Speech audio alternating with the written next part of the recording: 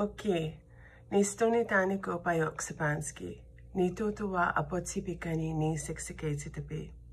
Hello, my name is Angela Grier, and I'm from the Piikani First Nation of the Blackfoot Confederacy, in which Southern Alberta is situated within. As the Indigenous lead of the CCPA National Office staff, my role is to support and ensure Indigenous-led initiatives towards decolonization. I'm happy to share some of our advocacy initiatives, beginning with the national campaign to reinstate CCC's Canadian Certified Counselors within the NAHB Non-Insured Health Benefits Program. In 2015, the national government made a unilateral decision to defer First Nation and Inuit authorities to provinces regarding mental health providers within the NAHB program. This quiet and swift transition and decision was done so in isolation without consultation with First Nation and Inuit communities and leaders, the very people directly impacted.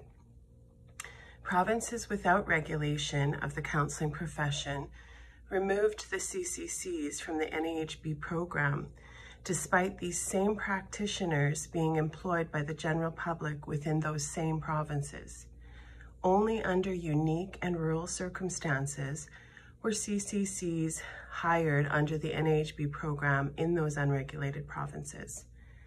This discriminatory policy impacts Indigenous communities and Indigenous CCCs who are unable to work within their own traditional territories and communities. CCPA CCCs also abide by a code of ethics that includes a section dedicated to Indigenous peoples, contexts, and communities that ensure a high degree of cultural understanding to work with Indigenous populations. Furthermore, this policy negates Indigenous sovereignty and self-determination efforts, inclusive of the Truth and Reconciliation's calls to action. This deferral of authority is unconstitutional, whereas health benefits are regulated currently under the federal government's fiduciary responsibility within the Indian Act. While First Nation and Inuit communities experience increased psychiatric hospitalizations, outpatient levels of care, suicide rates, and increased substance and opioid deaths than the average Canadian, this policy remains intact. The annual NAHB report continues to state that the mental health portion of the program is the fastest growing, illustrating clearly the need for an increased access to mental health for First Nation and Inuit people. 1,500 mental health practitioners will become available immediately with the reinstatement of CCCs to support this growing need with a policy change.